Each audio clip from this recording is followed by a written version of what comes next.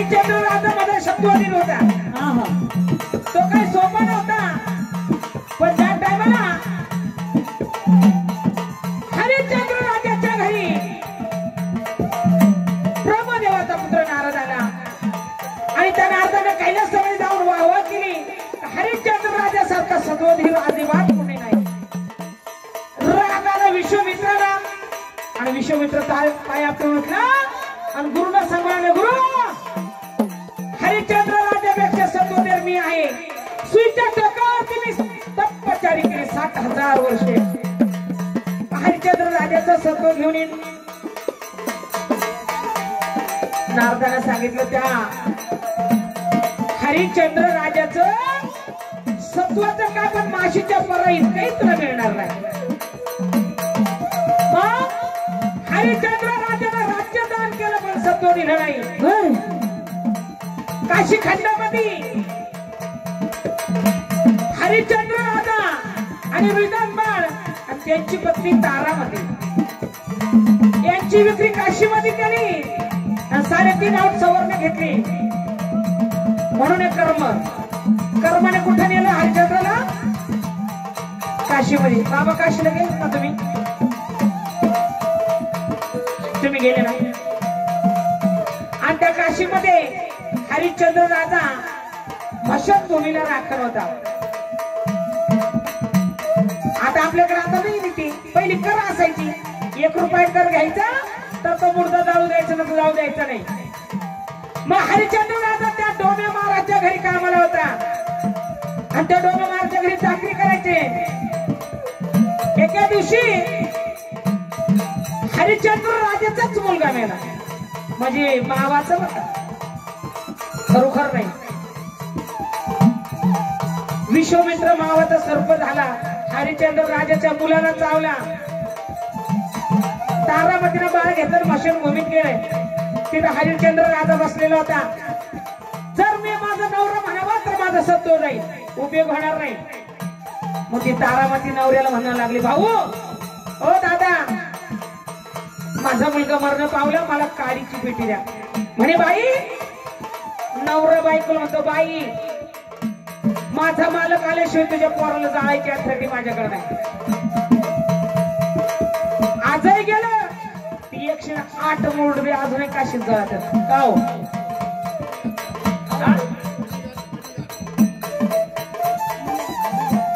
तुम्ही गाठाव म्हणे गाठामध्ये. म्हणून त्या हरिश्चंद्र राजा आजही तो मुर्दा 108 मुर्दा रोज चालतो. रोज एक दिवस खाडा जात नाही. 108 मुर्दे आणि मुर्दा कसं जातात?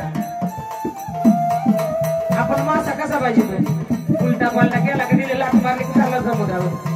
आजही त्या मुर्द्या पण आता नाही जाती वाटतं. बदलली वाटतं प्रथा नाही अजून बदलली. अजून आहे ना?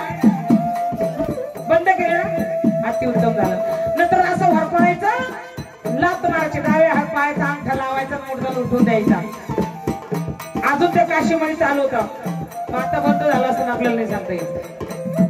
म्हणजे असं सत्वधीर राजा असताना त्याला कर्म म्हणतात. कर्म फिरले माणसाचे ते म्हणतात ना घराचा वासा चांगला असतो घरात, पण घराचा वासा जर कळला घर कळत. म्हणून हे कर्म कुणाच्या पाठी मागे लागले.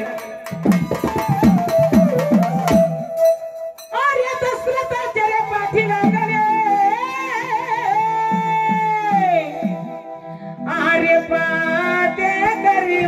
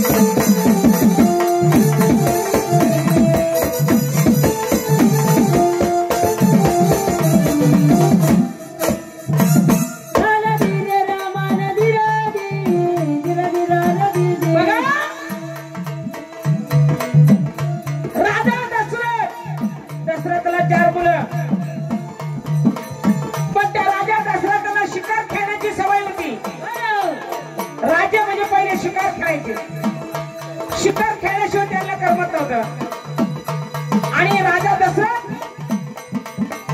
शिकारीला निघाला आणि इकडे श्रावण बाळानं आई बापाची कावड घेतली काशीला निघाला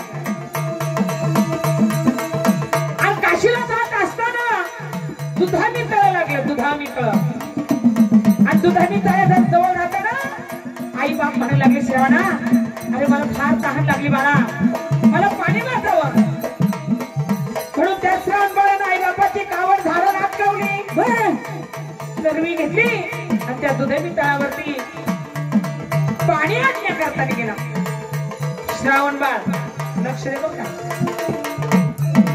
आणि ते श्रावण बाळ पाणी आणण्याकरता दुधानी तळावरती गेले राजा दशरथ झाडावर बसला होता शिकारीसाठी आणि त्या दुधानी तळावरती जनावरच यायचं फक्त वाघ यायचा सिंह यायचा हत्ती घोडे लाव लष्कर यायचे फक्त पाणी पिण्याकरता पण आता राजा दशरथाला काय माहिती का श्रावण बाळ पाणी घ्यायला आला श्रावण बाळ दुधानी तळ्यावरती गेला आणि पाण्यामध्ये झारी बुडवली बरं झारी बुडवताना पाण्याचा आवाज कसा आला बुडबुड बुडबुड बुडबुड राजा दशरथाला वाटला मला जी शिकार झाली कोणीतरी आलाय वाघ सिंह कोणीतरी आलाय म्हणून त्या राजा दशरथानं धनुष्यबाण जोडला आणि तो धनुष्यबाण श्रावण बाळाच्या हृदयात लागला श्रावण बाळाने मोठ्याने आई ग आई म्हणतात राजा दशरथच्या कानावर आवाज गेला अरे आपल्याकडून काहीतरी चूक झाली राजा दशरथ झाडावर खाली उतरला जाऊन पाहतो तो भाचा मामाच्या हातून भाच्याचा श्रावण बाळ हा राजा दशरथाचा भाचा बहिणीचा मुलगा पाहिला तर भाचा म्हणायला लागला मामा माझ्या आई बापाला फार ताण लागली हो एवढी चरी भरून माझ्या आई बापाला पाणी पाजा माझ्या आई बाप पाणी वाचून मिळून झाले जर त्यांना पाणी पाजलं नाही तर माझ्या आई बाप मरण पावतील बरं पण मामा पाणी घेऊन जा पण माझ्या आईनं जर आवाज दिला श्रावण म्हणून तो होऊ देऊ नका माझ्या आई बाप पाणी पिणार नाही राजा दशरथाला रडू आवरणा रडू लागला काय झालं माझ्या हातात एवढं मोठं पाप घडलं काय सांगायचं बहिणीला काय उत्तर द्यायचं आपण मग राजा दशरथानं ती चळवी घेतली आणि बहिणी आणि मेवण्याजवळ गेला त्या श्रावण बाळाच्या आईनं पावलाचा आवाज कानावरती गेला आईला वाटलं माझं श्रावण बाळ आले श्रावणा तू आलास बाळा आत पाणी आण श्रावण बाळ बोलत नव्हता श्रावण बाळ तिकडं पण राजा दशरथाला सांगितलं होतं का बोलायचं नाही राजा दशरथ बोला ना पण बाई हुशार होती श्रावणाचा जर आमच्याशी बोलला नाही तर माझ्या रक्ताची शपथ आहे तुला तू जर माझ्या संग नाही बोलला तर मी तुझं पाणी पिणारच नाही राजा दशरथाला बोलावं लागलं मग राजा दशरथानं सांगितलं आई हे अक्का अगं मी राजा दशरथ आहे बहिणीला आनंद झाला दशरथा तू आलास हो माझं श्रावण बाळ कुठे राजा दशरथाला रडू आवराला रडून सांगायला लागलं बहिणीला अगं अक्का तुझं श्रावण बाळ माझ्या हातून मरण पावला आई असते हो आईची माया कोणाला कळत नाही, एकदा आई व्हावं लागतं. मग त्या बहिणीनं राजा दशरथाला श्राप दिला, आमच्या मुलाचं पाणी आम्हाला भेटलं नाही, पण तुला 4 पुत्र होते, पण 4ही पोरचं पाणी तुला मिळायचं नाही. राजा दशरथाची मुलं कोण होती बाबा? राम, लक्ष्मण, भरत, शत्रुघ्न. 4 मुलं राजा दशरथाला, पण एकाही मुलाचं पाणी मिळालं नाही. राजा दशरथ मरण पावला, 4ही मुलाच्या अजून एकाही मुलाचं पाणी भेटलं नाही. राम प्रभू कसे होते? एक वचनी एक पाणी.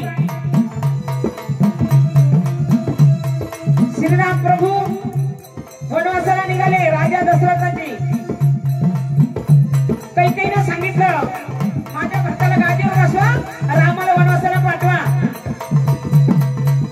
राम प्रभू वनवासाला निघाले. बर गावची प्रजा रामा मागे निघाली. राजा दशरथाने सांगितलं, रामा आजही रामाशिवाय पान हलत नाही. आपण उत्साहाने अरे राम प्रभू म्हणत असतो. म्हणून प्रजाकडे राजा दशरथाने सांगितले, रामा अरे सगळी प्रजा तुझ्या संग आली, मी राज्य कोणा संग करायचं? मग रामाने सांगितलं, जेवढे नगरीचे लोक इथं आले ना, जेवढे नर नारी असतील तुम्ही मागे जा. नर नारी मागे गेले, नर मागे गेले, नारी मागे गेल्या. पण एवढ्या पब्लिक मध्ये 2 व्यक्ती अशा होत्या की ती नर बी नव्हती, नार बी नव्हती. कोण असेल बाबा?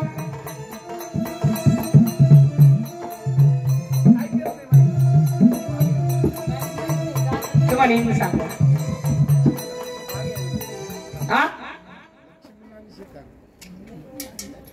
रामानं सांगितलं नगरीतल्या लोकांना, दादा जेवढे नर असतील घरी जा, नारी असतील घरी जा, पण एवढ्या प्रजामध्ये त्याच्यामध्ये एक नार बी नाही, नर बी नाही, अशी व्यक्ती कोण होती?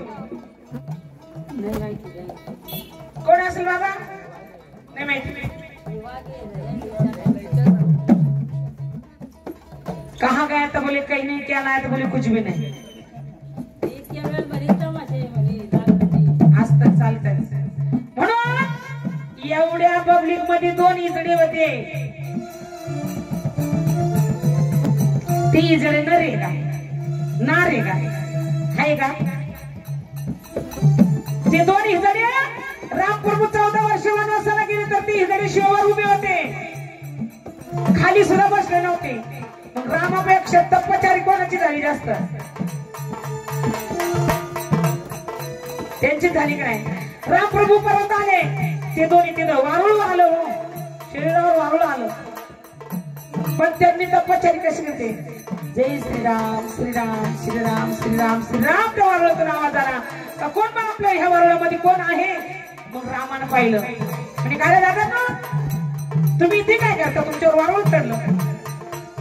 राम प्रभू तुम्ही म्हटले ते एवढ्या प्रजामध्ये जे नर असतील ते तेवढे घरी जा, नर नारी घरी जा, आणि तर नर बी नाही, नार बी नाही, आम्ही थांबलो इथं. मग रामानं सांगितलं होतं, दादा जाईन हा सतयुग आणि येईन हा कलियुग. कलियुगामध्ये तुमचं राज्य येईल. आता कोणाचं राज्य आलं आहे का बाबा? आता इजड्याचं राज्य आलं. ते इजडे मोरबाई फिक्की आहे ना. पण जर आपण दिसला राव पुढं थोडी गाडी करून घ्या, टाळी वाजवली तर गाडी दाबत. आरतीची गाडी जरी आली तरी गाडी मध्ये जायचं, त्यांच्या काय नादी लागायचं हे आब्रत, आणि आपण त्याच्या मागून पळत होतो नका बाबा. म्हणून कर्म त्यांच्या नशिबामध्ये कर्म होतं. रामप्रभू पासून त्यांना काहीतरी घ्यायचं होतं, म्हणून आज हिजड्याचं राज्य आलं. म्हणून कर्म कोणा मागे लागले नाही. आर्याचा हा शिराचा नाही सुबुदाचा, आर्य लंकेचा राजा.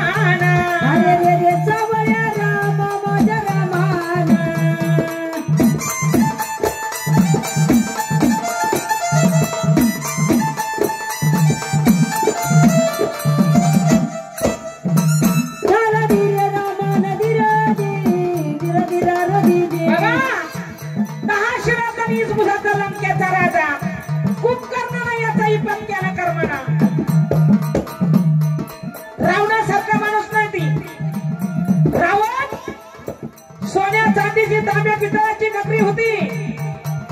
रावणाला कमी होतं काही गोष्टीचं. म्हणून 108 नातू होती रावणा. नातू बायका किती असतील अंदाज आहे ना. मग त्या रावणापेक्षा राम भारी होता का रामापेक्षा रावण भारी होता? बरं कोण भारी असेल? रावण भारी होता. रावणाची तप्यचारी तेवढी झाली होती. रावणानं सीता चोरून नेली. खरंच नेली होती का? नेली होती. मग काय नेलं तू? रावण कशामुळे घडलं? सीतेमुळं. पण रामाची सीता रावणानं नेलती का?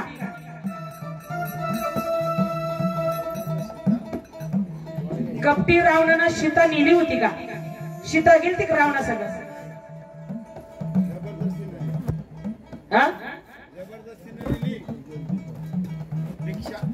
फक्त सीताची सावली संग गेली होती. काय गेलती?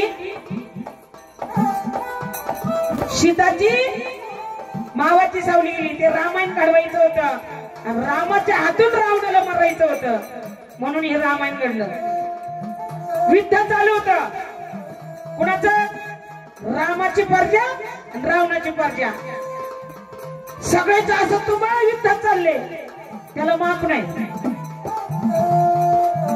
मग रावणाने रामाला जेवायला बोलवलं होतं. रामप्रभू जेवायला घरी या. पण ही खबर कोणाला माहिती असेल? कोणाला माहिती असेल बाबा ही खबर? बेबी साहेब त्यांच्या कोण असतो?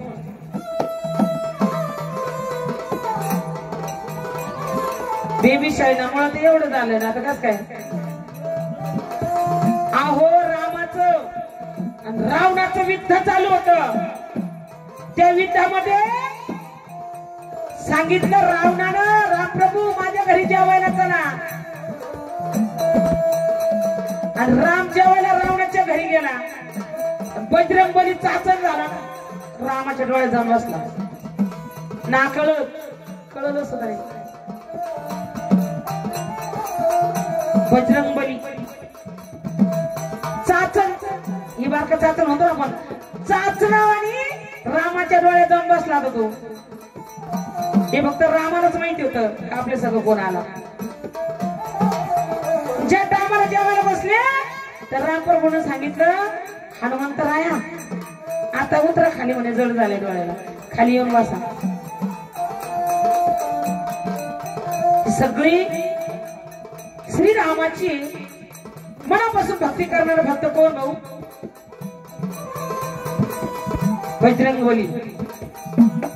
भक्ती केली तर छाती फाडून दाखवली तर राम सीता त्याच्या छातीत दिसत होते. म्हणून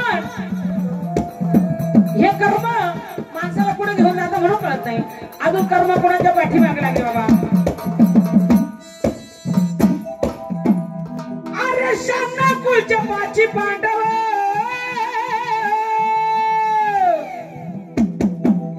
हरे केवढी भोपाळ